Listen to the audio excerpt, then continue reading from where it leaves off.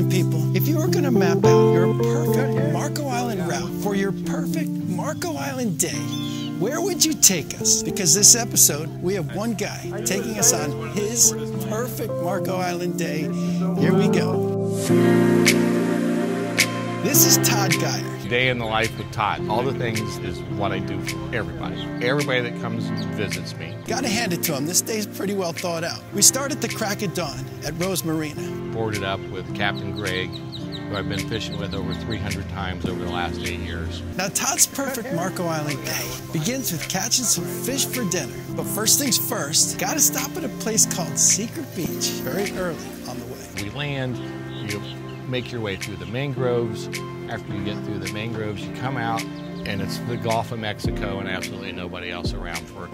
As far as the eye can see, this uninhabited area is just suddenly yours.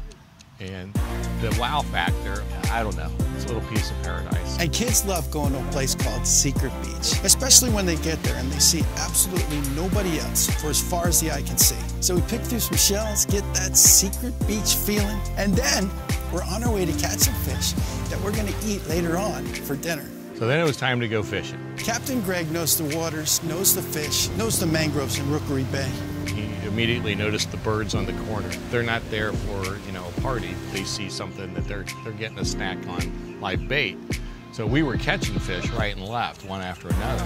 Non-stop activity. The amount of fish back there was crazy. And Kristen, who never fished a day in her life, literally caught 10 fish in the one short hour that we had for catching fish. Granted, Chris's were all really small. That's all a first-timer needs, is just some activity. She'd cast out, she'd bring in another one. She'd cast out, she'd bring in another one. So then, it was time to do Todd's standard Wednesday morning Marco Island activity, the Marco Island Farm Market. What I take every Wednesday morning off for, size and shape of a football field, 15 live cooking vendors, the farmer's market. 20-year-old aged truffle cheese, guacamole made in front of you, regular fruits and vegetables, the normal stuff. This market is so good, it doesn't need to be on a Saturday to be jam-packed with people. It's got enough draw to pull people in every week on Wednesday mornings. It's the only thing I take off work for.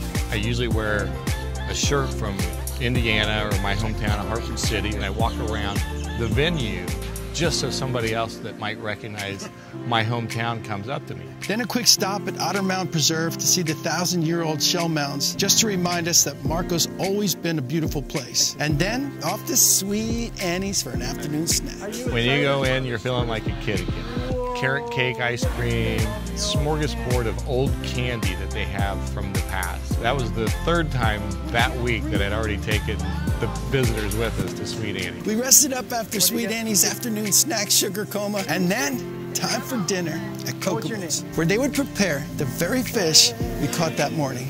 We bring some grouper, we bring some snapper.